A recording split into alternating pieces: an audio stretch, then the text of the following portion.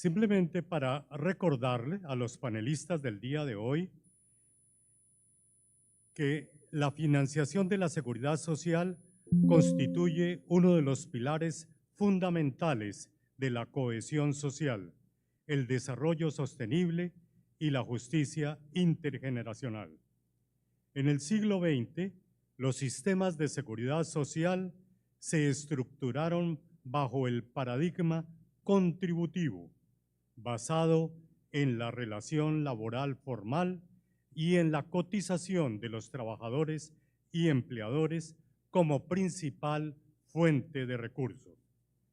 El pago de las pensiones era casi el único gasto del sistema, aunque los sistemas incluyeran una amplia gama de prestaciones como en los temas de salud, pensiones, maternidad y riesgos laborales, entre otros.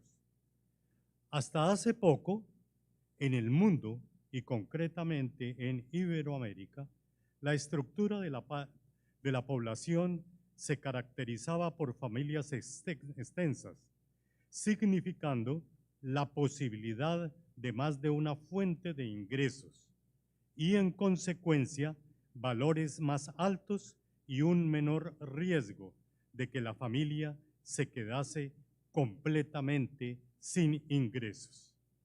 También significaba que el apoyo a jóvenes y mayores se gestionaba a nivel familiar, especialmente por mujeres, lo que reducía la necesidad de estructuras de apoyo desarrolladas por los sistemas de protección social. Este modelo permitió grandes avances en cobertura y consolidó instituciones sólidas en varios países. Los cambios demográficos, los cambios económicos, los cambios sociales de las últimas décadas han puesto en tensión este modelo, exigiendo una revisión profunda de sus mecanismos de financiación y sostenibilidad. De otra parte, y ya como lo ha señalado la OIT, la automatización, el trabajo por plataformas y la precarización laboral han reducido la base contributiva, afectando el equilibrio financiero de los sistemas. Este desequilibrio ampliado por el envejecimiento demográfico y el aumento en nuestros países del gasto en salud. Con el riesgo de ser reiterativo, recuerdo que el envejecimiento de la población es uno de los desafíos más significativos para la sostenibilidad de la seguridad social. La región iberoamericana está experimentando un rápido aumento de la esperanza de vida y una reducción de las tasas de natalidad, lo que implica una disminución de la población en edad de trabajar y un aumento de la proporción de personas mayores en todos los países iberoamericanos, incluyendo España y Portugal. Esto afecta directamente a los sistemas de pensiones contributivos, donde el número de cotizantes activos disminuye en relación con los pensionados y en los sistemas de salud, que enfrentan un incremento en los gastos sanitarios por enfermedades crónicas y por dependencia, fruto del desarrollo tecnológico en la medicina que ha generado un aumento estructural del gasto sanitario. En algunos países, el gasto de salud, como ya nos lo presentaron ayer en la experiencia de El Salvador y de República Dominicana, el gasto en salud representa ya más del 8% del Producto Interno Bruto y su crecimiento supera el de los ingresos por cotizaciones sociales. Tampoco podemos ignorar el cambio en las estructuras familiares, las tasas de natalidad más bajas, las familias monoparentales y los hogares más pequeños han reducido la capacidad de las familias como redes de seguridad social y han desafiado la necesidad de un papel más intervencionista para el Estado, aumentando de esta manera el gasto en protección social. Para responder a toda esta problemática en las últimas décadas, numerosos países han desarrollado sistemas no contributivos o mixtos, orientados a garantizar un piso mínimo de protección social. Recordemos que a comienzos del siglo XIX, en Uruguay, en América Latina, se dio la primera experiencia de pensiones no contributivas. Recientemente tenemos conocimiento de pensiones no contributivas, por ejemplo, en Bolivia, lo que se conoce como la renta dignidad. Y durante el COVID-19, a comienzos del 2020, en varios países latinoamericanos se implantó la experiencia de ingreso seguro, pues para poder sostener a las familias que se habían quedado sin trabajo y sin ingresos durante la pandemia. Estas políticas han mejorado la equidad y reducido la pobreza y también han incrementado el gasto social sin generar ingresos contributivos equivalentes. Ante este escenario, varios países iberoamericanos y europeos han comenzado a explorar nuevos mecanismos de financiamiento con el fin de diversificar las fuentes de ingreso y reducir la dependencia exclusiva de las cotizaciones sobre el trabajo formal. Aquí quiero hacer mención a esa excelente exposición que escuchamos el día de ayer sobre Portugal.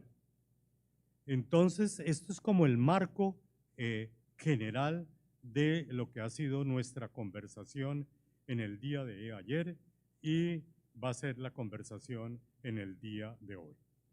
Tenemos un primer panel integrado por doña Sandra Liliana Camargo, gerente de planeación de Colpensiones, de don Alejandro Charme, experto en financiamiento de pensiones de Chile, y don Roberto Martínez del Instituto Salvadoreño de Seguridad Social.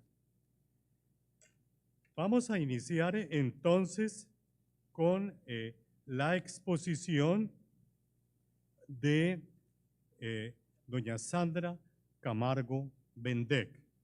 Ella es economista con más de 20 años de trayectoria en el sector público, especializada en gobierno y en políticas públicas, y es candidata a obtener su magíster en dirección en la gestión pública y especialista en gerencia estratégica e innovación.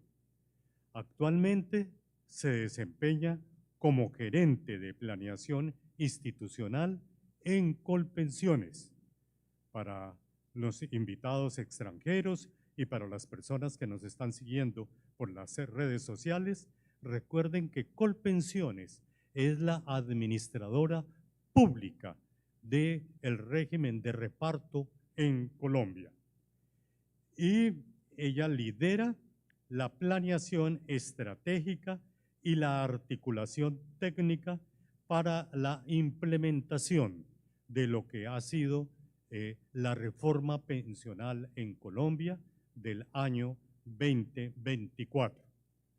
Recuerdo nuevamente para quienes nos siguen en las redes sociales, en el 2024 se aprobó una nueva reforma pensional en Colombia y esa reforma pensional está en manos de la Corte Constitucional colombiana para su análisis de constitucionalidad y concretamente está en manos de un conjuez que debe pronunciarse próximamente sobre la constitucionalidad de esta ley.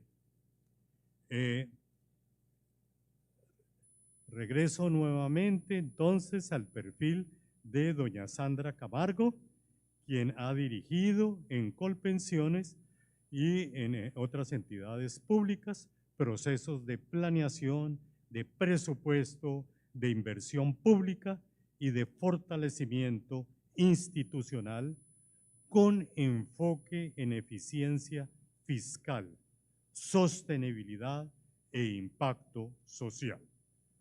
Entonces, doña Sandra, tiene usted la palabra. Creo que ya está lista la presentación.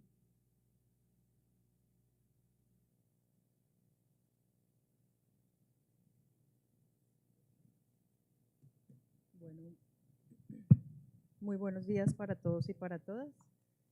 En nombre del presidente de Colpensiones, el doctor Jaime Duzán Calderón, extendemos un caluroso saludo a todos y todas los participantes de este simposio.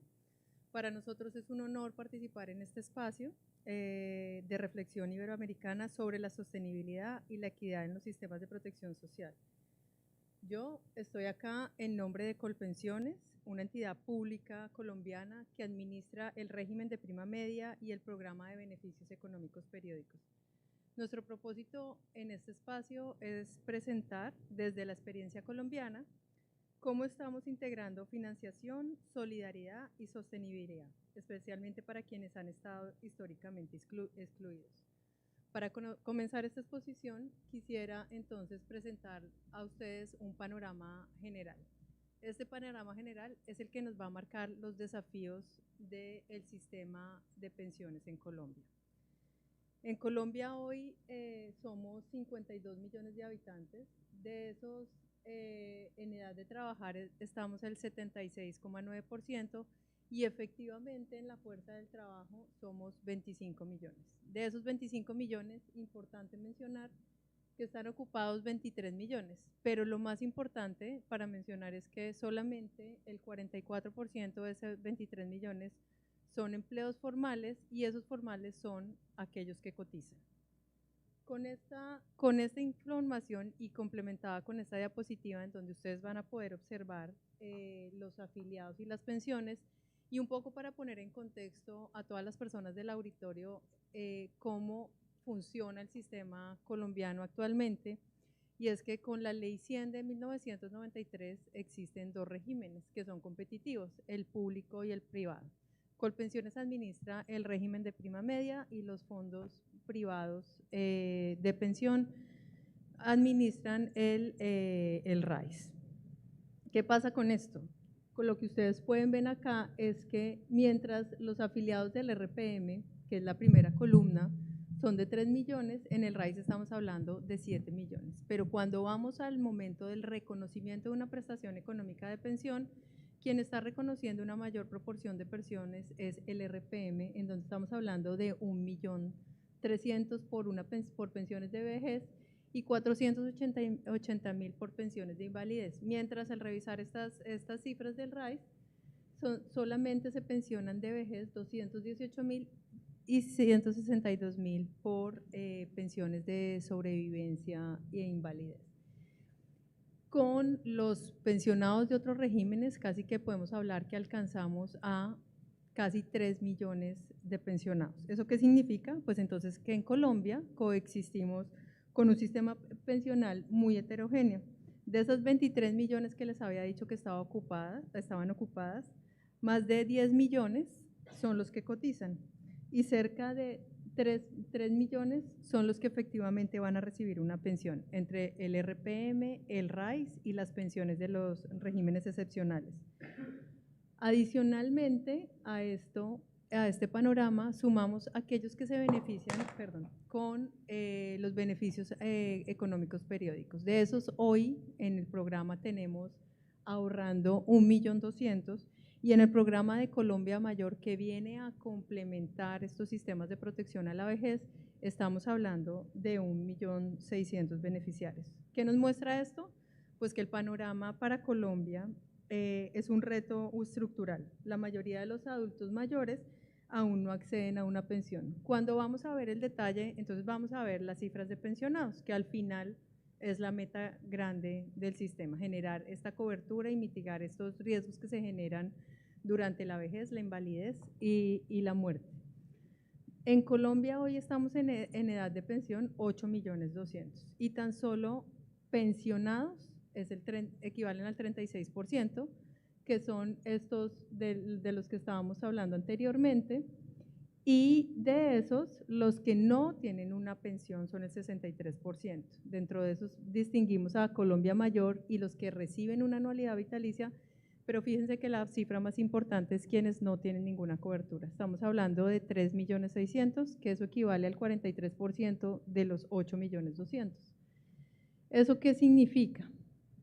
Digamos, vamos a reconocer que este es nuestro marco para poder actuar, pero además tenemos que analizar el contexto tanto laboral como demográfico. ¿Qué tenemos a qué retos nos estamos enfrentando?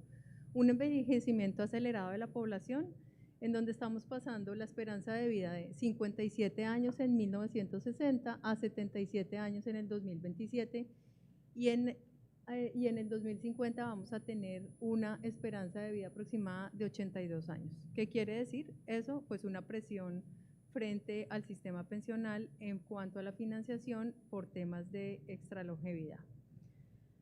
Tenemos que Colombia será el segundo país de la OCDE que más rápido envejecerá en los próximos años, y una mayor presión sobre el pilar contributivo por más pensionados y menos cotizantes.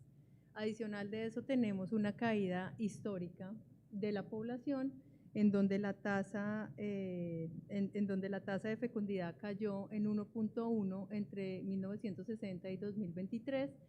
¿Qué quiere decir esto? Pues solamente 1 de cada 4 mujeres quiere ser mamá, y estamos en el 2024, se registraron 450.000 nacimientos en 2024, el nivel más bajo que hemos registrado en Colombia.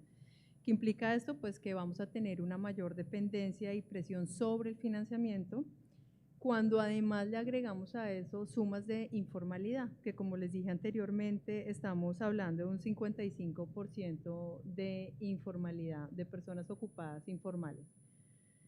En todo este marco nace entonces la necesidad de formular una reforma pensional. Y esta reforma y este nuevo sistema que establece la Ley 2381, entonces lo que busca garantizar es el amparo contra esas contingencias que se generan durante la vejez, la invalidez y la muerte. Ya no estamos preocupados únicamente por cuánto es el número de pensionados en Colombia, sino cuáles son esos mecanismos que podemos ampliar para ampliar la cobertura, para garantizar algún mecanismo de protección durante esos estados. ¿Y esto cómo lo hicimos? Estableciendo un sistema de pilares basados en los principios de universalidad, solidaridad y eficiencia. ¿Qué cambia específicamente con esta ley? 4 cosas puntuales para mencionar. Vamos a pasar de unos regímenes que competían, como les dije, entre el privado y el público, a un pilar contributivo complementario. Vamos a ser complementarios entre Colpensiones y las administradoras del componente complementario. Todos van a venir a cotizar a Colpensiones, que quiere decir entre 1 y 2,3 salarios mínimos legales vigentes viene a Colpensiones, y el restante, que son los excedentes que van a poder ahorrar, van a ir a la administradora del componente complementario de ahorro individual.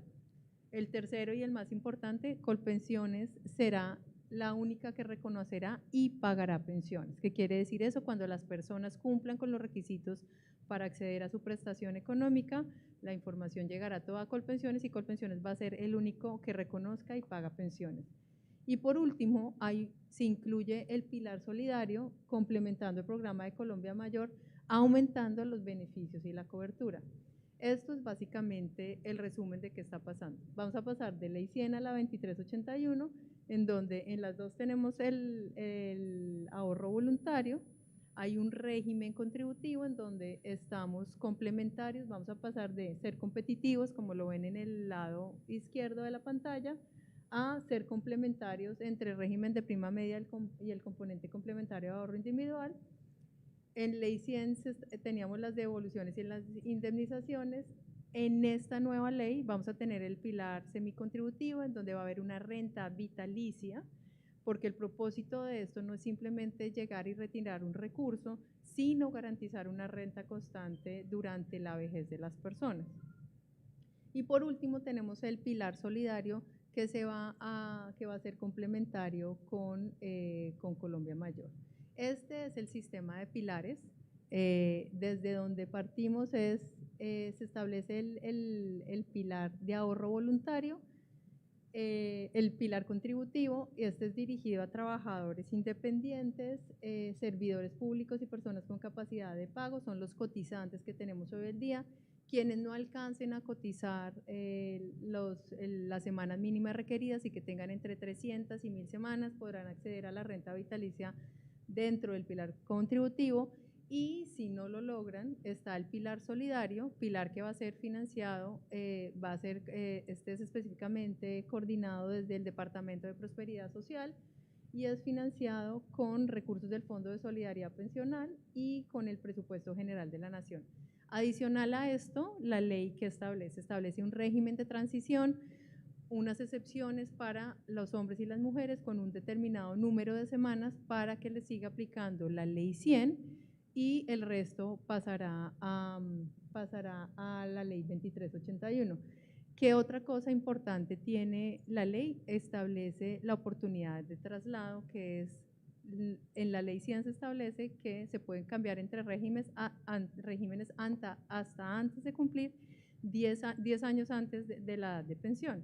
Esta oportunidad de traslado les está permitiendo a aquellas personas que ya están en esos 10 años antes de la edad de pensión, que para Colombia es 57 años mujeres, 62 los hombres, puedan hacerlo sin esta restricción, con un límite de tiempo específico que es 2 años a partir de la expedición de la ley. ¿Qué quiere decir eso? Vamos a tener vigente esta oportunidad de traslado hasta junio del próximo año del 2026. Específicamente, ¿cómo funciona el pilar contributivo? Y el régimen viene la prima media y el ahorro individual. Como les digo, el prima media entonces son los independientes, dependientes y afiliados al pilar contributivo que coticen entre 1 y hasta 2.3 salarios mínimos. Todo viene al régimen de prima media. Se financia con regímenes del Fondo Común de Vejez y a través de la prestación definida y el Fondo de Ahorro del Pilar Contributivo, que esa es otra de las innovaciones que tiene la Ley 2381. Se crea el Fondo de Ahorro del Pilar Contributivo, que además de eso va anexo y tiene atados los fondos intergeneracionales y es administrado por el Banco de la República. Sumado a esto, y para quienes tengan excedentes mayores a 2.3 salarios mínimos, está el ahorro individual. Y este se financia con el monto de ahorro individual alcanzado y los rendimientos que se generen. En esta se garantiza una rentabilidad mínima del fondo y se pueden cambiar entre ACAIS cada 6 meses. Estas dos prestaciones se suman y de esta suma es de donde sale el valor a pagar por la pensión integral de vejez. Pero además de esto, la ley 2381 establece todos unos unos principios de equidad y unos temas de justicia social que tienen unos beneficios adicionales y que se establecieron en el marco de esta ley. Uno, que tiene que ver con los beneficios para madres o padres con hijo inválido o con discapacidad. Establece unos mínimos para haber cotizado y es el tema de ese apoyo para ese cuidador de ese niño que tenga una discapacidad y su imposibilidad de vincularse al mercado laboral porque tiene que estar al cuidado de esta persona. una prestación anticipada de vejez para quienes no reúnen las semanas mínimas para acceder a pensión, podrán accederlo si tienen más de 1000 semanas y a través de un mecanismo de financiación que lo garantiza el sistema. Una pensión familiar, que esto no es más que cuando los cónyuges o compañeros permanentes acreditan más de 5 años de relación conyugal, pueden unir las semanas que tienen cotizadas para alcanzar mínimo las 1300 semanas y así acceder a una prestación económica. Que es importante aquí distinguir cómo tenemos diferencias, digamos que la Corte Constitucional determinó que se debía modificar el número de semanas mínimas requeridas para las mujeres. Para esta específica de pensión familiar no estamos disminuyendo las 1300 porque sea una pareja, puede ser de 2 mujeres, 2 hombres, hombre-mujer, siempre el mínimo requerido van a ser 1300 semanas. El beneficio de semanas para mujeres con hijos, y esto es máximo hasta 3 hijos se le reconoce, y es 50 semanas por hijo. ¿Esto qué quiere decir? Pues que se van a poder descontar a las semanas mínimas requeridas de las mujeres hasta 150 semanas para llegar a las 850 semanas requeridas. Y por último, el sistema de equivalencias, que se trata que esos ahorros que usted haya tenido en BEPS, que es de los beneficios económicos periodos, o por ejemplo, si tiene ahorro voluntario, que con una autorización del beneficiario, esas semanas se puedan convertir en las semanas mínimas requeridas del componente de prima media si usted no ha alcanzado las semanas mínimas requeridas. Entonces ahora puntual sobre el financiamiento, cómo funciona el financiamiento de esta nueva ley de la 2381. Nuestra cotización contributiva es del 16% del ingreso base de cotización. De eso, pues el 75% es del empleador y el 25% es del trabajador. Adicional, tenemos un aporte al Fondo de Solidaridad Pensional en 2 vías. Un aporte que van a hacer los trabajadores y un aporte que van a hacer los pensionados. Dependiendo del nivel de ingresos de cada uno de estos actores, se aplica un porcentaje de aporte al Fondo de Solidaridad. ¿Eso qué quiere decir? Entre mayor ingreso, mayor es el porcentaje para aportar al Fondo de Solidaridad. Y como les dije anteriormente, una de las innovaciones más importantes de la ley es la creación del Fondo de Ahorro del Pilar Contributivo. Entonces, en esta se determina este fondo con un propósito específico y puntual, que es garantizar la sostenibilidad financiera e intergeneracional del sistema de pensiones. ¿Y por qué subrayé intergeneracional? Y esto es la creación de los fondos generacionales en el marco del nuevo sistema de protección social. Y esto es una reglamentación que adelanta la Unidad de Regulación Financiera del Gobierno, en donde se establecen grupos poblacionales dentro de cada fondo para ir alimentando este fondo con esas cotizaciones y para poder financiar esas pensiones. En el cuadro que ven al lado derecho de la pantalla, lo que establece además es que cómo se va a alimentar ese fondo. Entonces va a tener un porcentaje del PIB con una diferencia de las cotizaciones, que digamos es un cálculo interno que hacemos en Colpensiones, y de lo que nos dé esa diferencia tenemos que enviarlo al Banco de la República para alimentar ese fondo.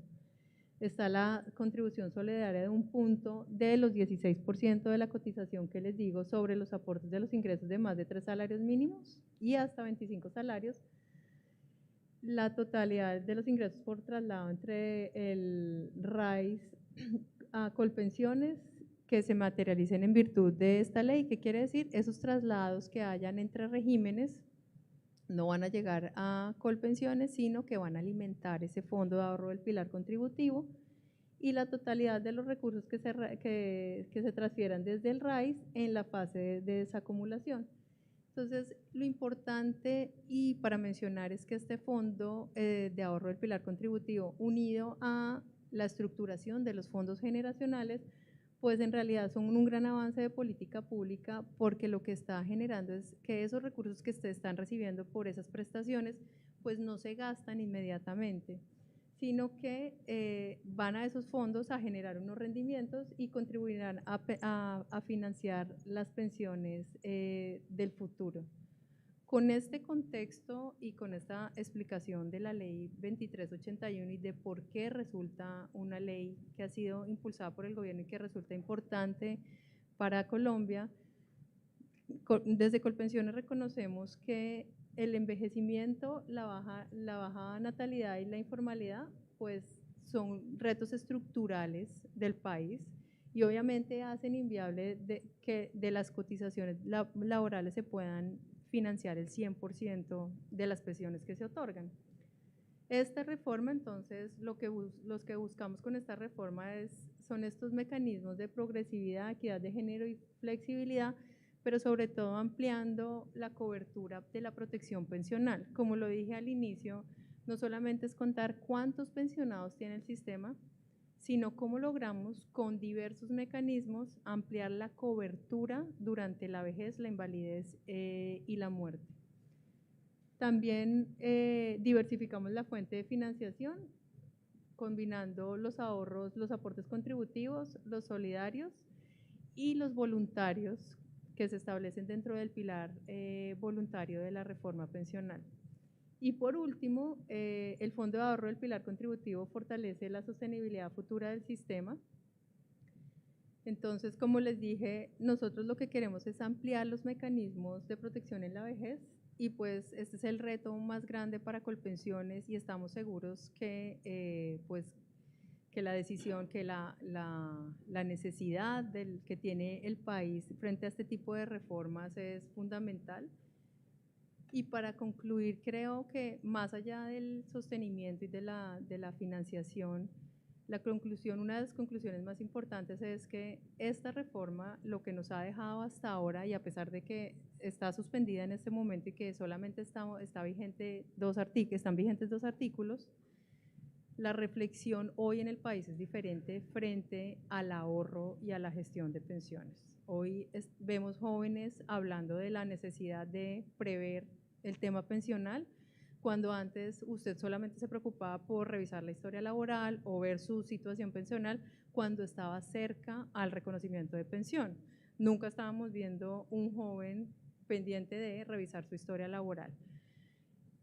De la mano de todo esto y de hacer visible la importancia de la pensión, no solamente está todo el tema de financiamiento, sino todo el acercamiento que estamos teniendo desde Colpensiones con la ciudadanía, desde que son jóvenes hasta que ya reciben una prestación de Colpensiones.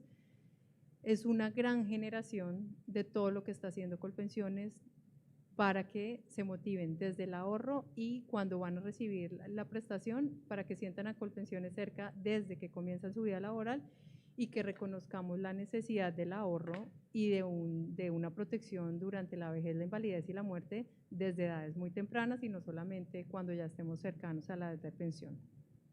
Muchas gracias.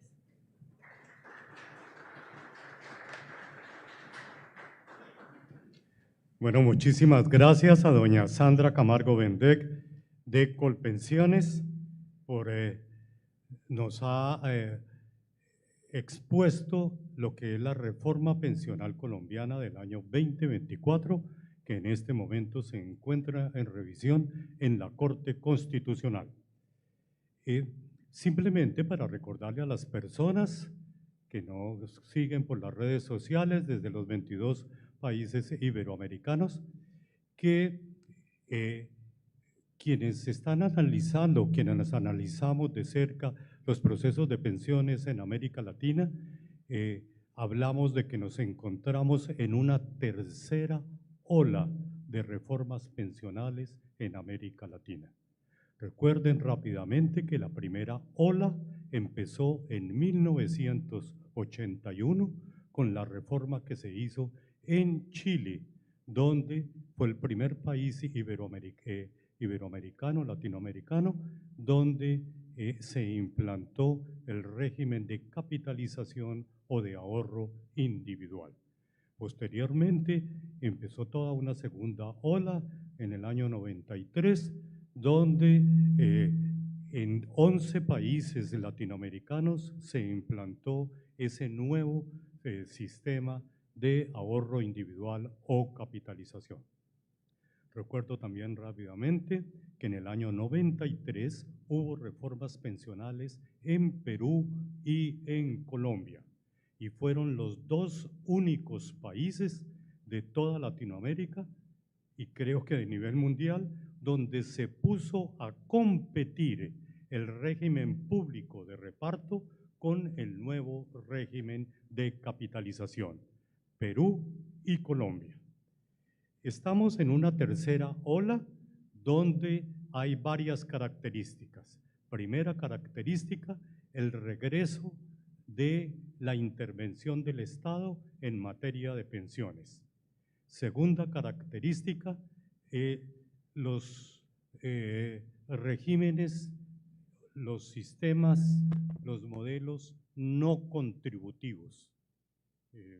Recordemos así rápidamente que en Bolivia pues existe la renta dignidad, en Chile la pensión básica solidaria, en el Ecuador el bono de desarrollo humano, en México la pensión para adultos mayores, en Panamá el programa especial de transferencia a los adultos mayores, en Paraguay la pensión alimentaria para adultos mayores, en Perú el Programa Nacional de Asistencia Solidaria conocido como Pensión 65, en Argentina las pensiones no contributivas de invalidez y vejez, y en Colombia un programa que tenía muy baja cobertura, pero que existe todavía, que se llama Colombia Mayor, que es una asignación no contributiva para adultos mayores de 65 años que se encuentran en pobreza o pobreza absoluta. Y pues el pionero, que fue Uruguay, desde el año 1919, con pensiones no contributivas y que las ha ido transformando en el 2006 el Plan Equidad y en el 2008 la Ley de Subsidio a Mayores en la Pobreza. Esta reforma que nos acaba de mostrar doña Sandra Camargo tiene varios puntos positivos. Primero, en lo que tiene que ver con el régimen contributivo, se va a acabar la competencia entre el régimen público de reparto y el de ahorro individual o capitalización. Van a ser complementarios. Esa complementariedad, el primero que habló de esa complementariedad fue el Banco Mundial en 1994, en un libro que se llama Envejecimiento sin crisis, planteó el modelo de pilares, donde existe una base pública de reparto y un pilar 2 complementario basado en el ahorro individual.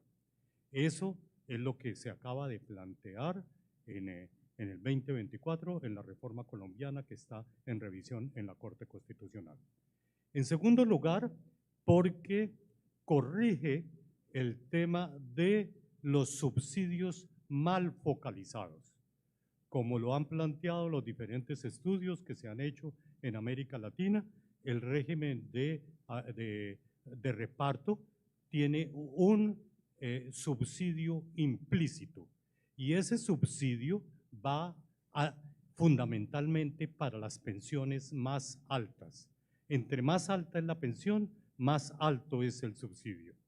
Con esta reforma del año 2024 se trata de corregir en Colombia lo de los subsidios no mal focalizados. Y en tercer lugar, Colombia pues se pone al día, como lo hemos planteado desde la OIS, con las pensiones no contributivas y con ese pilar solidario. Colombia entra entonces ya a formar parte de ese grupo de países latinoamericanos que se plantean un pilar solidario que se financia con recursos del presupuesto nacional. Eso significa un esfuerzo de toda la población que tiene un nivel medio y alto de ingresos para, a través de impuestos, poder sostener a los ancianos indigentes. Bueno, pasamos entonces al segundo, la segunda exposición, que está a cargo de don Alejandro Charme de Chile. Don Alejandro Charme es abogado, licenciado en Derecho de la Pontificia Universidad Católica de Chile. Tiene varios posgrados y tiene diplomados en tributación, en política y derecho de competencia de la Universidad de Chile. Ha sido presidente y vicepresidente de la Comisión Clasificadora de Riesgos del 2008 al 2014. Fue fiscal de la Superintendencia de Pensiones del 2005 al 2014 y actualmente es socio principal de Charme Consultores Limitada. Es asesor legal de la presidencia y directorio de la Asociación de Administradoras de Fondos de Pensiones de Chile y es académico en cursos de posgrado en políticas públicas con foco en temas de seguridad social. Bueno, entonces, sin más preámbulos, le damos la palabra entonces a don Alejandro Charme.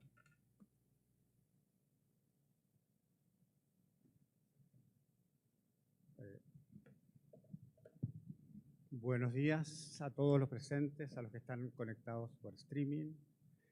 Quiero agradecer en nombre mío propio y en el nombre de mi país la invitación a la OIS, a la Cooperación Española y a todos los que están acá presentes y a las organizaciones que han servido de patrocinio a este organismo. Mi presentación va a hablar en términos genéricos sobre cómo se financian los sistemas de pensiones en el mundo y traje una última lámina en que explico cómo quedó el financiamiento de las pensiones en el sistema chileno, producto de la reforma que se aprobó este año en marzo, después de una larga discusión en el Congreso. Pero, bien. Acá. Bueno, esta es la agenda, más o menos lo que vamos a ver. Paso al tiro acá. Para hacer la exposición me basé en los sistemas multipilares establecidos por el Banco Mundial. Solamente no está acá el pilar 4. El Banco Mundial tiene 5 pilares. El pilar 0 es el pilar no contributivo solidario. El pilar 1 es el pilar de reparto. El pilar 2 es el pilar de capitalización individual. El pilar 3 es el voluntario y el pilar 4 es el de prestaciones no financieras. Como estamos viendo el financiamiento propiamente tal, con recursos monetarios, solamente tomé los pilares 0 al 3 del Banco Mundial. Ahora, ¿quiénes financian los sistemas de pensiones?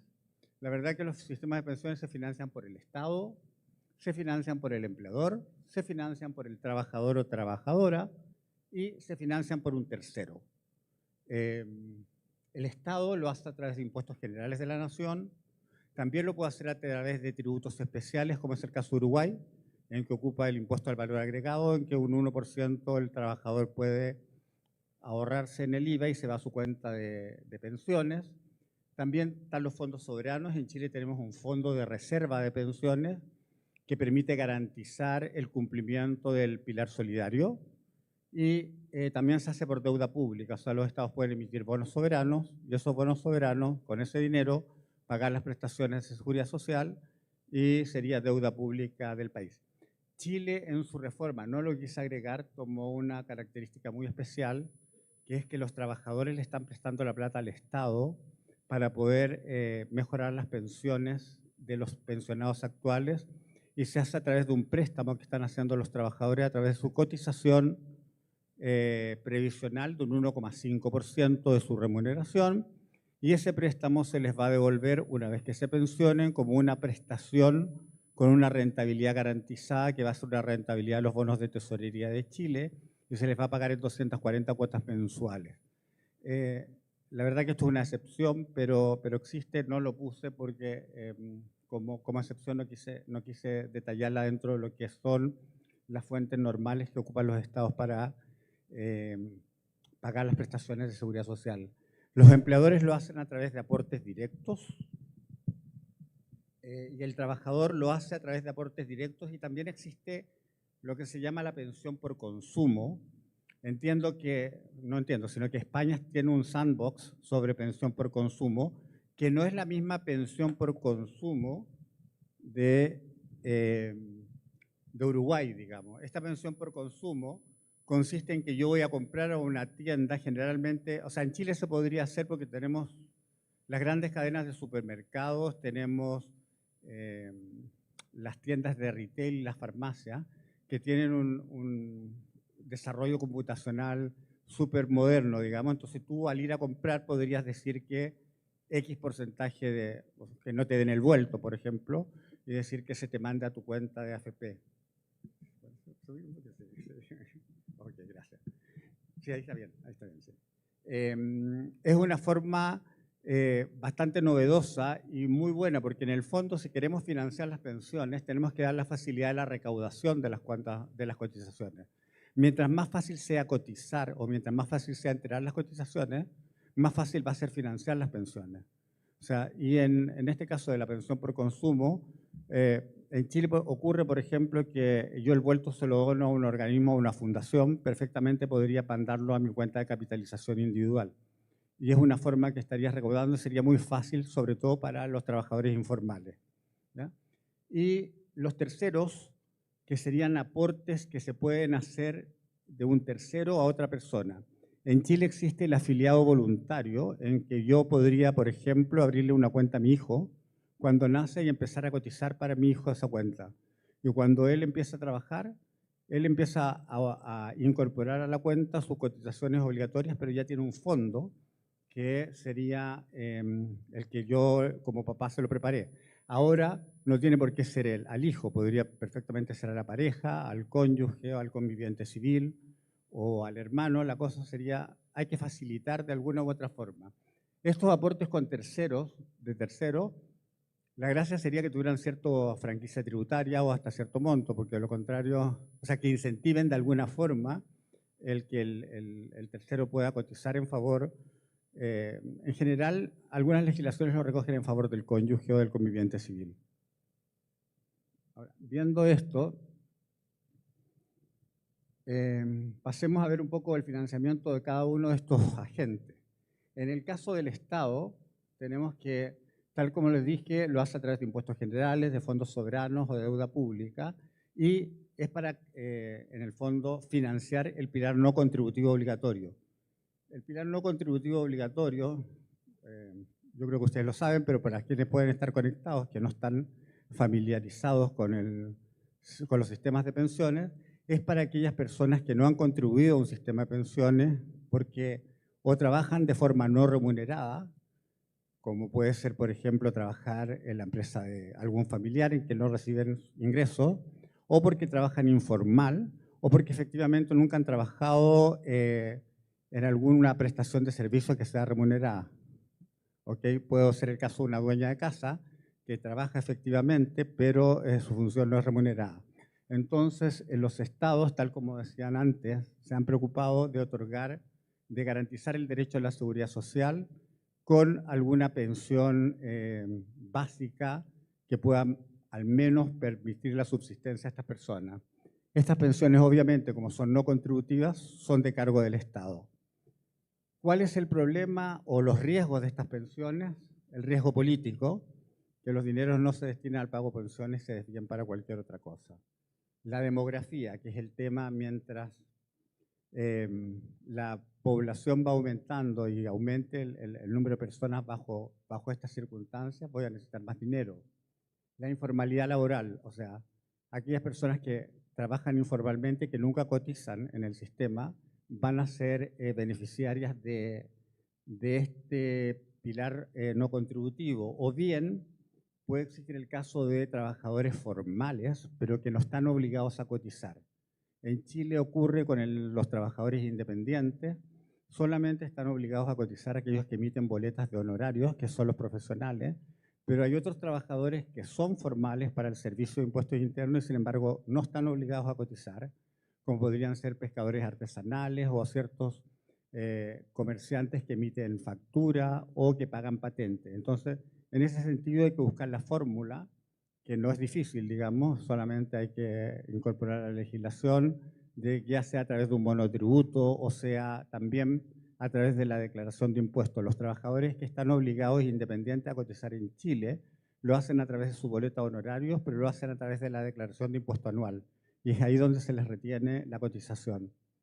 Y el otro riesgo son las finanzas públicas, que el Estado efectivamente no tenga los dineros suficientes para pagar estas pensiones. Por eso es importante cuando fijemos el monto de la pensión, nos proyectemos a futuro del país si efectivamente tiene la sustentabilidad o tiene los bolsillos para pagar esa pensión.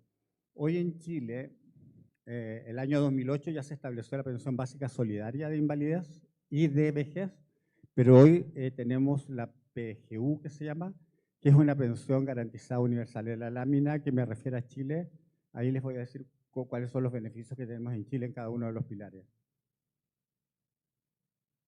Después tenemos el pilar obligatorio, que yo junté reparto y cuentas nacionales.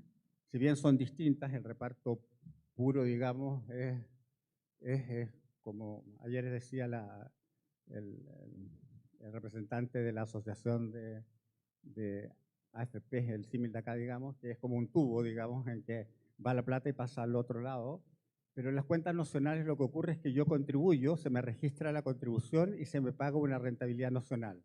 Obviamente la rentabilidad nacional siempre va a ser más baja que la rentabilidad de mercado, porque de esa forma me permite distribuir los dineros de otra forma, efectivamente debería ser de una forma mucho más solidaria, ¿ya?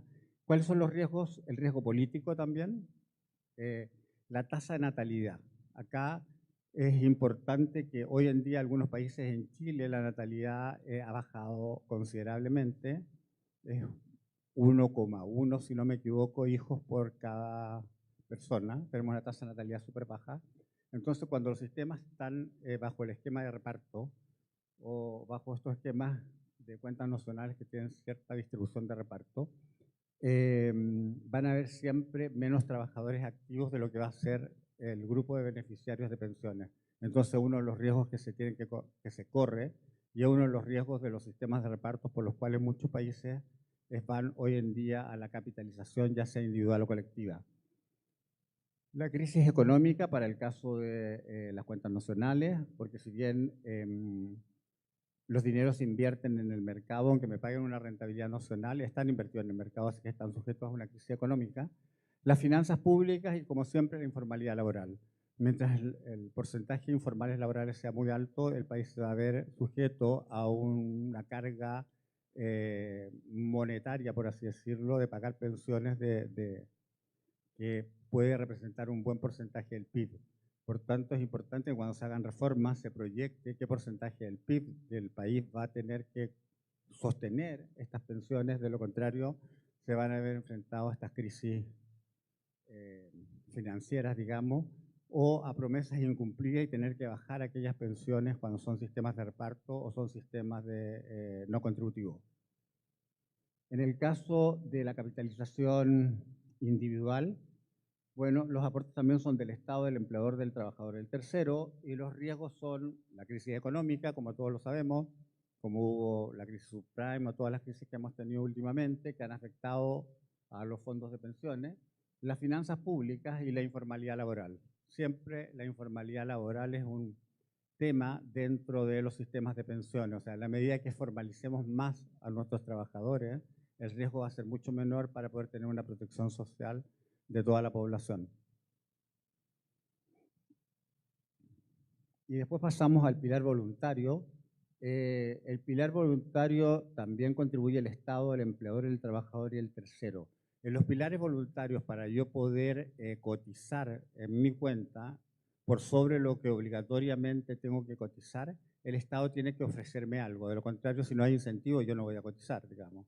En este sentido, los incentivos que otorga el Estado son, o son franquicias tributarias, franquicias con respecto a la baja del impuesto a la renta que yo voy a pagar, o son bonificaciones fiscales, o me entrega una suma de dinero. Cuando veamos la lámina de Chile, les voy a explicar cómo funciona en Chile, pero en el fondo en todos los países funciona de esa forma. O sea, la única forma que yo pueda voluntariamente contribuir al sistema es que me incentiven de alguna forma a contribuir y los incentivos tienen que ser monetarios. ¿Cuáles son los riesgos? La inexistencia del pilar voluntario, o sea, que un país no tenga pilar voluntario o que un país no tenga beneficios e incentivos para cotizar voluntariamente.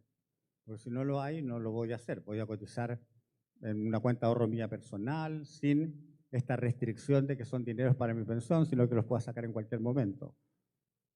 Las finanzas públicas, porque si el país no tiene muchas espaldas, obviamente no va a poder ofrecer muchos incentivos tributarios para poder cotizar en los sistemas de pensiones y, bueno, como siempre, la informalidad laboral. Acá yo les mostré cómo funciona el financiamiento del sistema de pensión en cada uno de los pilares y quería mostrarles qué otras cosas influyen también. Si yo quiero financiar pensiones, tal como también lo repitió el representante de las AFP, no sé cómo se llaman acá las AFP, si a lo mejor se llaman AFP igual o Aforos, no, Aforos es México. No, la forma de financiar pensiones es con ahorro, o sea, no hay otra forma que no sea ahorro. Ahorro más rentabilidad y más seguridad. ¿Por qué yo pongo más seguridad? Porque tengo que invertir en aquellos instrumentos que realmente sean seguros y tengo que invertir de acuerdo al horizonte de inversión de un sistema de pensiones. En ese sentido, lo que quiero decir es que la rentabilidad que debería preocuparle a los afiliados es la rentabilidad no de los últimos meses, ni de los 3 meses, ni de los últimos 12 meses. La rentabilidad que debería preocuparle es una rentabilidad a largo plazo, porque los dineros que ingresaron cuando yo ingresé a trabajar, que puede ser a los 25 años, por ejemplo, los voy a obtener en el momento de pensionarme, que va a ser depende del país, 50 y 60, 65, 67, algunos países ya en Europa. Entonces, esa es la rentabilidad que me interesa. Tenemos distintas formas los países en sus fondos soberanos, en sus fondos de reserva. Es un único fondo que tiene una política de inversión que se va a ajustar a los requerimientos que tenga ese país para poder pagar las pensiones no contributivas. También tenemos el sistema multifondos, que es el que actualmente tenemos en Chile, que va a cambiar a fondos generacionales. El sistema de multifondos es un sistema en que yo tengo distintos tipos de fondos, en que distribuyo los activos de acuerdo a renta variable o renta fija, de acuerdo a la edad más o menos de los afiliados, entendiendo que la renta variable es más riesgosa que la renta fija. Entonces, mientras más joven voy a estar en un multifondo que tenga más renta variable y menor renta fija, y mientras me acerco a la edad de pensión, voy a estar en un fondo que tenga más renta fija. ¿Entienden? En Chile hay 5 multifondos, entiendo que acá hay 3. Y nosotros aprobamos ahora una reforma que vamos a fondos generacionales, que deben ser al menos 10 fondos generacionales, que ocupan cohortes de personas de cada 5 años. Los fondos generacionales son una muy buena medida. Ahora, cuando tú pasas de multifondos a fondos generacionales, sí hay un riesgo. Hay un riesgo operativo que tienes que ser muy cuidadoso y tienes que estar muy atento a poder hacerlo bien, porque tienes que pasar los activos de los 5 multifondos, en el caso de nosotros, a 10 fondos generacionales, y no todos los activos se pasan tan fáciles, digamos. Sobre todo hay instrumentos de inversión como activos alternativos u otros que no son de fácil traspaso, porque son inversiones de largo plazo que no las puedes estar traspasando de un lado a otro, ¿ya? Pero la gracia que tiene el fondo generacional es que es un fondo que te acompaña toda la vida. O sea, cuando yo digo que en Chile van a haber 10 fondos, no quiere decir que la persona, el individuo va a pasar por 10 fondos, sino que el individuo va a pasar por un único fondo, y ese fondo lo va a seguir toda su vida, y el fondo va a ir cambiando la estructura de subyacentes, de activos, acercándose a la edad de pensión con menos riesgo, digamos, y también con menor retorno. Y cuando es más joven va a tener mayor riesgo y mayor retorno. Entonces sigue tu ciclo de vida. En el sentido, los multifondos y los fondos generacionales responden adecuadamente a mí, en mi entender y en entender de mucho, a que las personas no son expertas en materia financiera, por tanto no pueden saber dónde poner su dinero. Y la mejor forma, o por lo menos los estudios en Chile han mostrado, que si uno sigue la trayectoria por edad, obtengo una mejor rentabilidad que si me voy cambiando de fondo uno y otro, porque en general muchas veces se cambiaba. En Chile tuvimos un problema, habían asesores financieros que se hacían cambiar del fondo A al fondo E, o sea, del más riesgoso al menos riesgoso. Entonces al final las personas obtuvieron menos rentabilidad en el fondo, o sea, si tú le hacías el análisis. Pero como las leyes en general son para la generalidad de las personas que no tienen por qué saber o ser expertos financieros, lo mejor es que sigan su trayectoria por edad, y en ese sentido, tanto los multifondos como los fondos generacionales responden a esa política. Acá lo que hago es mostrar un poco el retorno según el sistema que ocupe cada país. Si vemos, los aportes son en amarillo. Si vemos el sistema de reparto es sin retorno, porque pasa el dinero de un lado a otro, que son las flechas directas o la flecha que va hacia abajo. La flecha que va hacia abajo es cuando los dineros por alguna razón se desvían a otra cosa que no son pensiones. Ese es el riesgo político que yo les mencionaba. En el caso de la cuenta nacional, los dineros van teniendo una rentabilidad que siempre va a ser menor a la de mercado, y el fondo que lo está administrando, que va a ser el fondo estatal, se va quedando con la diferencia. Y en el caso del sistema de capitalización, ya sea individual o colectiva, va en zigzag la norma porque de acuerdo al mercado va a ir cambiando, subiendo, bajando, pero en el fondo siempre sube y tengo el retorno de mercado. Y para terminar, quería mostrarles un poco cómo estos pilares se reflejan en la última reforma de Chile, que se aprobó ahora en marzo. Nosotros tenemos un sistema no contributivo solidario que se llama PGU, la Pensión Garantizada Universal, que equivale a $274 mensuales para todas las personas, pensionadas o no pensionadas, que cumplan 65 años de edad. No es necesario que te pensiones para recibirlo, sino que cumpliendo los 65 años lo reciben. Sí hay un tope que si ganas ingresos sobre 1.100.000 pesos chilenos, que deben ser un poquitito más de 1.000 y tantos dólares, no tienes derecho a la PGU porque se supone que por los ingresos no es necesario que el Estado te ayude. Después tienes una pensión básica solidaria de invalidez, que para aquellas personas que se califican como inválidos de acuerdo al sistema, que tienen el mismo monto de la PGU. Y aparte, todas las mujeres tienen un bono por hijo nacido vivo, ya sea hijo biológico o sea hijo adoptado, que le pagan $1.041 que va a su cuenta por cada uno de sus hijos, ya sea vivo o ya sea biológico o adoptado. Y además hay una cotización para el trabajador joven que durante los 24 primeros meses que trabaja se le paga una cotización equivalente a si ganara un ingreso mínimo y medio, digamos, ¿okay? Durante los primeros 24 meses que trabaja. Esas serían como las prestaciones que se otorgan a nivel no contributivo. Después tenemos, nosotros cotizábamos el 10% en la cuenta individual. De acuerdo a la reforma, subió un 18,5%. La verdad que subió 6% nomás, porque el 2,5%, o digamos el 1,5%, subió 7%, ya se pagaba por el empleador para el seguro de invalidez y sobrevivencia. El seguro de invalidez y sobrevivencia es aquel que me permite recibir un aporte adicional que me va a permitir autofinanciar la pensión de acuerdo al esquema de la capitalización individual. O sea, para que entiendan, si yo me invalido a los 30 años, mis fondos a los 30 años son bajos porque he cotizado muy poco.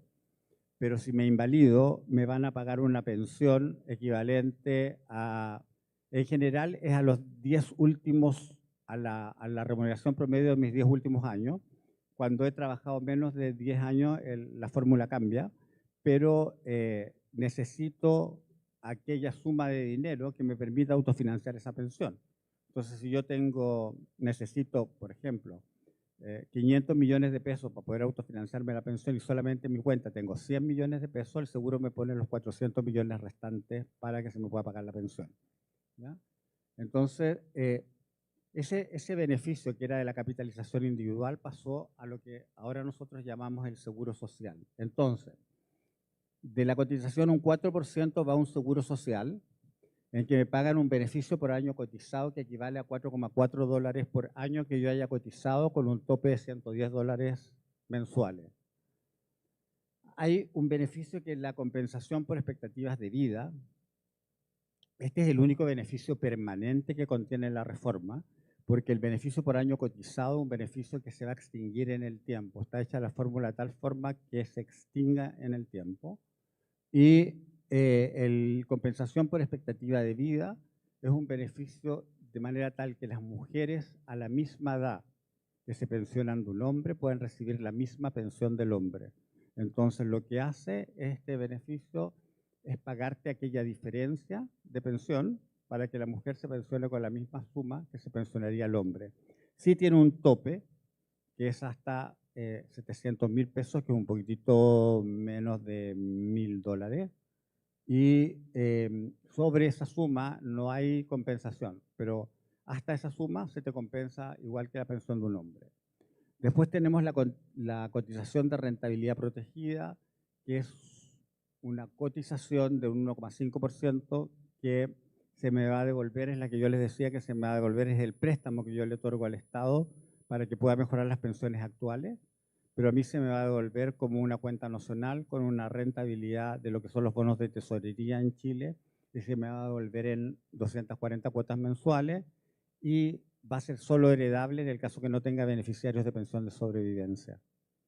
Y tenemos el aporte adicional del seguro de invalidez y sobrevivencia, que es el mismo que tenemos hasta el día de hoy, con la única diferencia que pasa a ser ahora un beneficio del seguro social. De ese 4%, el 1,5% iba a esa deuda, a ese préstamo que le hacen los trabajadores, y el otro 2,5% va al seguro de invalidez y sobrevivencia y va a la cotización, perdón, va a la compensación por expectativa de vida. Más o menos la compensación por expectativa de vida cuesta un 0,5%, es lo que costaría equiparar las pensiones de las mujeres a la de los hombres, y el resto sería como para el CIS, digamos. Después tenemos el 14,5% que iría a mi cuenta obligatoria. Sí hay que señalar de que hoy en día cotizamos el 10%, pero ese 14,5%, o sea, va a llegar a la cuenta individual de los trabajadores en un transcurso de 9 años. Y si la reforma tributaria no da los frutos que se piensa que va a dar, se va a demorar 11 años en llegar al 4,5% de mi cuenta individual. O sea, es de larga data, digamos, y es lo que corresponde a mi pensión autofinanciada. Y todo lo que yo cotice por sobre el 18,5% va a ser producto de mi cotización voluntaria, en que en Chile tenemos el ahorro, me va a incrementar la pensión, pero por lo que yo ahorro, todo lo que yo ahorro, hasta una cierta suma, que es bastante alta, me va a bajar la base imponible del tributo. O sea, en Chile yo pago un impuesto global complementario por todo mi ingreso. Todo lo que yo haya hecho de APB se me descuenta de esa base y bajo la tasa de impuestos. Y si efectivamente mi tasa de impuestos es de un 15% o menos, o sea, como trabajador mi impuesto a la renta de un 15% menos, como no me sirve que me baje la tasa de impuestos, lo que hace el fisco es me entrega una bonificación equivalente al 15% de lo que yo he ahorrado, con un tope. Por eso que les digo que para que haya cotizaciones voluntarias es necesario que el Estado incentive. Y la forma de incentivar en Chile es, para aquellas personas de alto ingreso, es bajándole la tasa de impuestos, y para aquellas personas en que la tasa de impuestos ya la tienen baja, es entregándole plata en su cuenta individual, equivalente al 15% de lo que ahorró. Ahora, sí, yo no puedo retirar esa plata hasta que me pensione. Si la retiro antes, tengo que pagar los impuestos que me ahorré y tengo que pagar un impuesto sobrecargo. O sea, me lo graban aún más, digamos. Y hay otra condición que no es el APB, digamos, que nosotros le llamamos depósito convenido, en que la plata que yo deposito se considera un ingreso no renta, o sea, entra a la cuenta, pero esa no la puedo retirar nunca, sino hasta que me pensione. Y ese sería como el esquema del sistema chileno hoy en día. Y acá creo que termino mi presentación, solo diciéndole que si queremos financiar pensiones, es ahorro, más retorno, más seguridad. O sea, sin ahorro no vamos a poder financiar pensiones. Lo demás es, lo demás es sueño. Si queremos mejores pensiones, tenemos que ahorrar. Es la única forma de poder tener mejores pensiones, al menos en los sistemas de pensiones del mundo. Muchas gracias.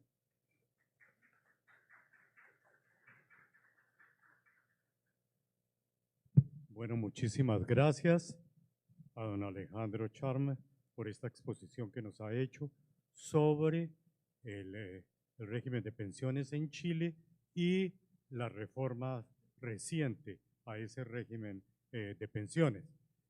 Como pueden ver, los panelistas han insistido en el tema del financiamiento del pilar o del régimen no contributivo solidario.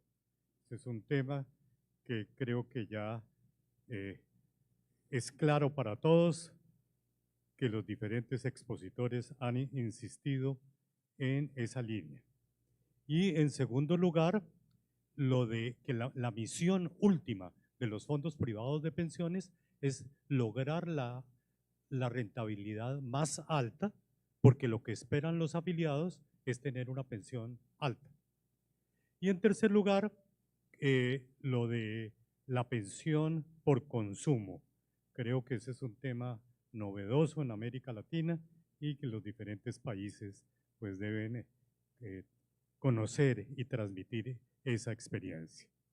Bueno, pasamos al tercer expositor.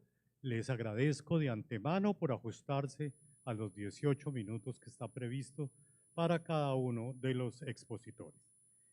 El tercer expositor de este segmento es el señor Roberto Martínez, que es jefe en funciones de la Unidad de Planificación, Coordinación y Alianzas Estratégicas del Instituto Salvadoreño de Seguro Social. El señor Roberto Arturo Martínez Parada representa al Instituto Salvadoreño como director propietario ante el Consejo Directivo del Instituto Salvadoreño de Pensiones. Cuenta con una amplia formación en temas de seguridad social, el máster de Dirección y Gestión de los Sistemas de Seguridad Social de la OIS en convenio con la Universidad Alcalá de Henares. Y tiene más de 3 décadas de experiencia en áreas financieras, operativas y estratégicas. Bueno, don Roberto, tiene usted la palabra.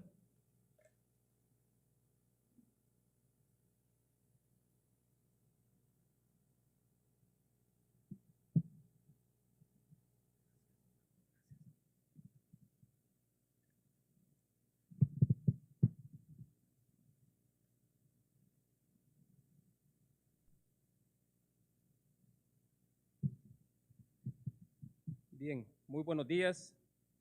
Agradezco a la Organización Iberoamericana de Seguridad Social, representada acá por doña Gina Magnolia Riaño, al Centro de Formación de Cooperación Española por esta importante invitación. Y de verdad que es un honor compartir este espacio con colegas de la región que trabajamos día a día para fortalecer nuestros sistemas de protección social. Yo platicaba con mi colega, con Nuria, cuando veníamos para acá, nos llegó la invitación por sorpresa, ¿verdad? Pero nada es por casualidad, ¿verdad? Porque justamente nosotros nos encontramos en una revisión muy profunda del sistema previsional salvadoreño, retomando lo que mencionaba don Gustavo. Estamos en esa reforma 3.0, ¿verdad?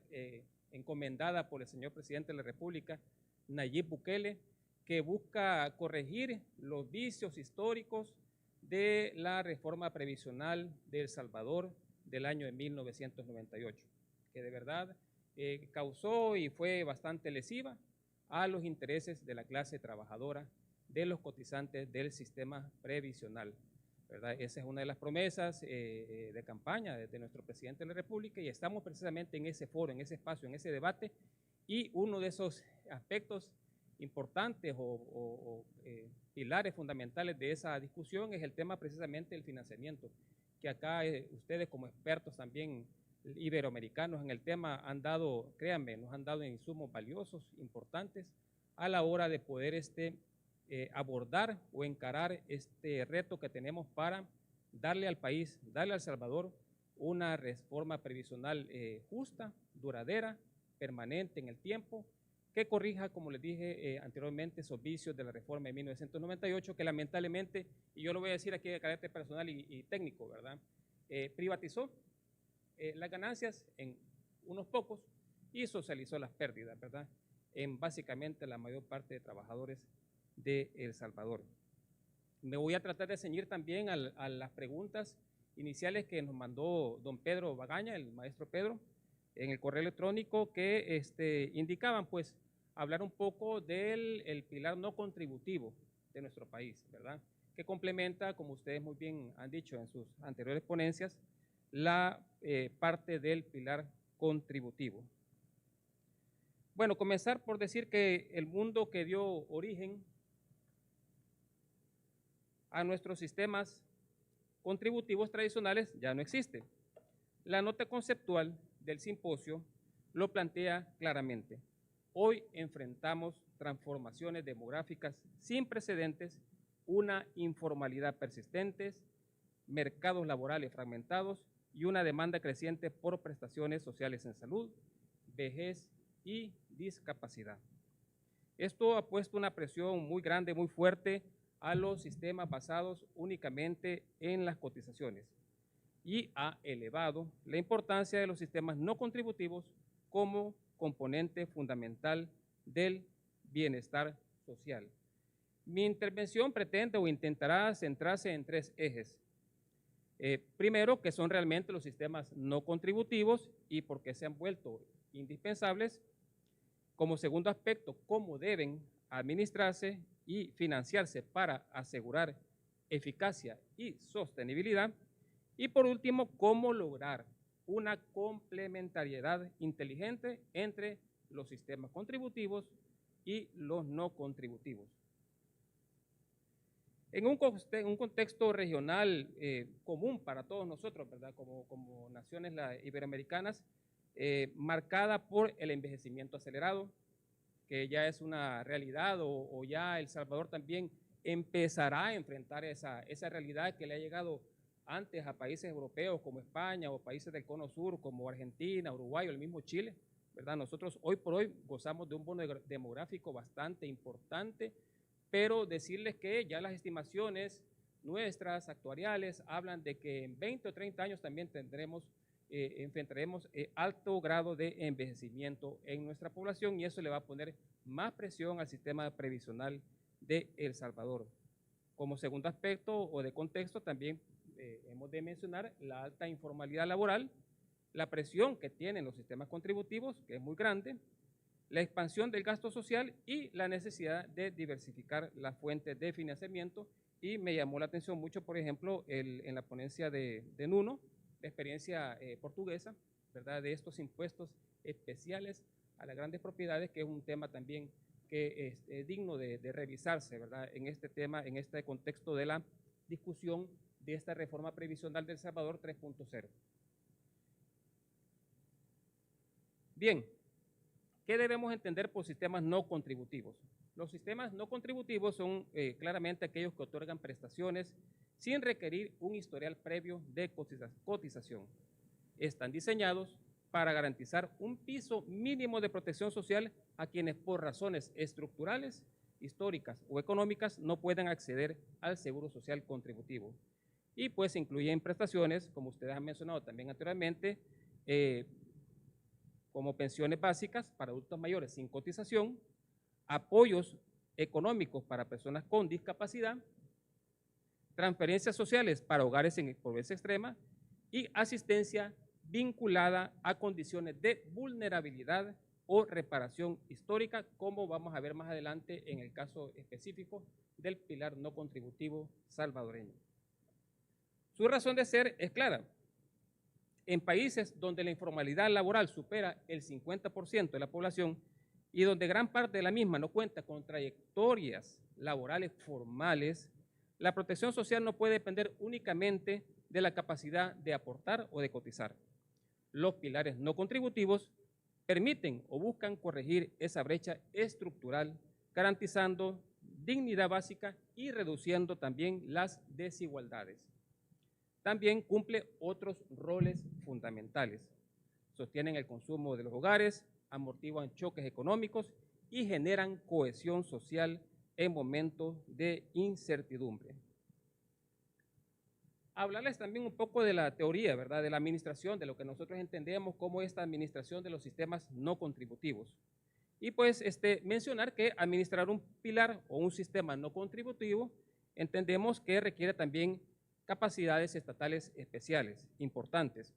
Y su eficacia depende de que existan instituciones sólidas, confiables, capaces de gestionar registros únicos y actualizados de beneficiarios, procesos rigurosos de verificación económica, especialmente cuando se aplican criterios de focalización, gestión eficiente de pagos, evitando retrasos, filtraciones o exclusiones indebidas, auditoría y control antifraude, indispensables para mantener la legitimidad social de este tipo de pilares o programas. Y por último, una coordinación interinstitucional con ministerios, municipalidades, organismos de protección social y sistemas contributivos. La administración eficiente consideramos nosotros que no es un aspecto menor o desdeñable. Es la base sobre la cual se sostiene la credibilidad e imagen de cualquier programa no contributivo. Un programa mal administrado se vuelve fiscalmente insostenible y políticamente vulnerable. Por contra, o al contrario, un sistema bien administrado genera confianza pública, permite ampliar la cobertura y facilita la complementariedad de los sistemas contributivos. Otra pregunta que planteaba el correo que nos mandó don Pedro y que hablaba del tema de la financiación. Bueno, en el caso salvadoreño, la financiación de nuestros pilar no contributivo viene en un 100% de los impuestos generales de la nación, ¿verdad? A través de una partida específica del mismo. Y acá la teoría también menciona eso, ¿verdad? Que se financia a través de impuestos generales, como el IVA, la renta, el patrimonio, impuestos específicos a productos nocivos, impuestos digitales o plataformas explorados, por ejemplo, en Europa, transferencias del gobierno central a gobiernos locales. Y también la cooperación, por qué no decirlo, internacional o fondos especiales. El reto en el tema de la financiación es evidente. La demanda por prestaciones no contributivas crece más rápido que los ingresos públicos disponibles. El envejecimiento, la informalidad, la mayor esperanza de vida y mayores costos sanitarios presionan cada vez más los presupuestos estatales.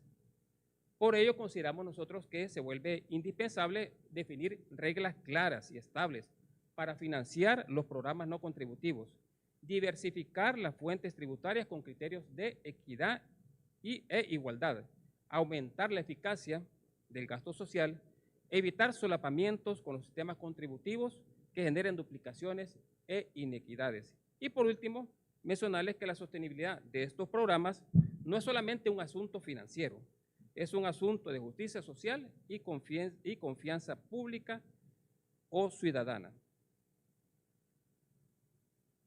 Como quinto aspecto, también las preguntas de este foro planteaban eso de la complementariedad entre los sistemas contributivos y los no contributivos. Entonces, yo traigo acá dos preguntas esenciales y centrales de este panel, ¿verdad? Y versan en determinar no es si en un país debe adoptar por un sistema contributivo o no contributivo. La verdadera pregunta a resolver, como lo plantea la lámina, es cómo articular ambos para lograr protección social universal y sostenible.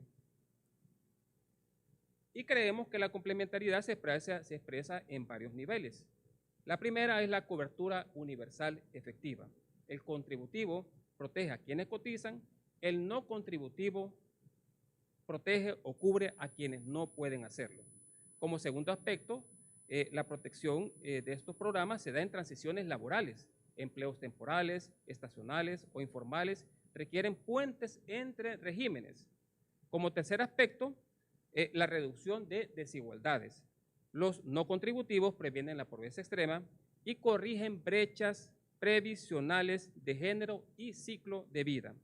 Como cuarto aspecto, logran una mayor estabilidad social.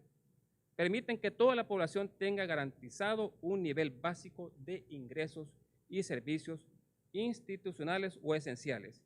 Y como último aspecto, importante mencionar la coordinación administrativa, que derive en registros o bases de datos integrados, interoperabilidad, portabilidad de derechos. La complementariedad implica reconocer que ambas piezas, el pilar contributivo y el no contributivo, forman un mismo sistema y no dos sistemas paralelos. Como sexto aspecto, ya aterrizar en la realidad o este pilar no contributivo salvadoreño, y que básicamente versa en dos aspectos. El primero es una pensión básica universal administrada por el Ministerio de Desarrollo Local. Esta pensión, gestionada por este ministerio, es un programa no contributivo que garantiza un ingreso mínimo a adultos mayores en pobreza extrema que no cuentan con pensión contributiva. Este programa reduce la pobreza en la vejez, corrige la desigualdad histórica debido o derivada más bien de la informalidad laboral y constituye un paso hacia la universalización progresiva del derecho a la seguridad social. Es un claro ejemplo, creemos nosotros, de financiación estatal sostenible acompañada de mecanismos claros de verificación y focalización. El segundo aspecto o pilar importante de nuestro sistema no contributivo lo contempla el programa administrado por el Instituto Nacional de Veteranos y Excombatientes. El país, es un sistema, un régimen no contributivo también de carácter reparatorio o histórico, administrado por este instituto, que otorga prestaciones económicas, sociales y de salud a quienes participaron en el conflicto armado salvadoreño, que como muchos quizás ustedes recuerdan, duró de 12 años, de 1980 a 1992, y tiene alrededor de 90,000 beneficiarios. Este programa revela otra dimensión de los sistemas no contributivos, tiene un toque especial. No buscan solamente aliviar la pobreza, sino reconocer precisamente eso, deudas históricas, contribuir a la cohesión social y brindar protección a grupos que por su propio contexto no lograron construir cotizaciones previsionales suficientes. ¿Cuáles son los desafíos que nuestro sistema no contributivo tiene? Bueno, necesidad primero de integrar registros sociales y previsionales, mejorar también los mecanismos de focalización y seguimiento, alinear las decisiones fiscales con la expansión prevista de los no contributivos, fortalecer esa articulación necesaria entre el Ministerio de Desarrollo Local, el Instituto de Veteranos, el mismo Seguro Social y el Instituto Salvadoreño de Pensiones, quien es el ente rector del sistema previsional en El Salvador. Esta articulación creemos nosotros que es indispensable para evitar duplicidades, lagunas de cobertura y ofrecer una ruta clara entre protección básica y protección no contributiva.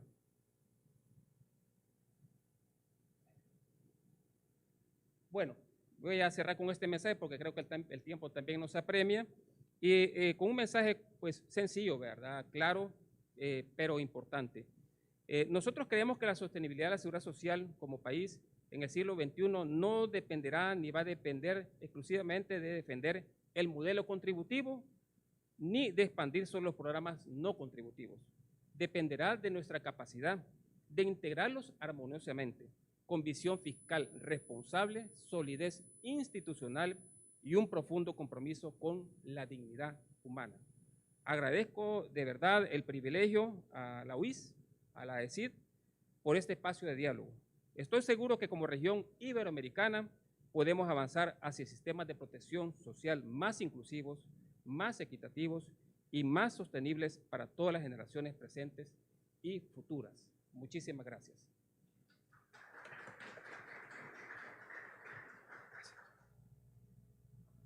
Bueno, agradecemos a don Roberto Martínez del Instituto Salvadoreño de Seguridad Social por su exposición sobre el financiamiento de las pensiones no contributivas y por haberse ajustado a los 18 minutos que tenemos para cada uno de los panelistas.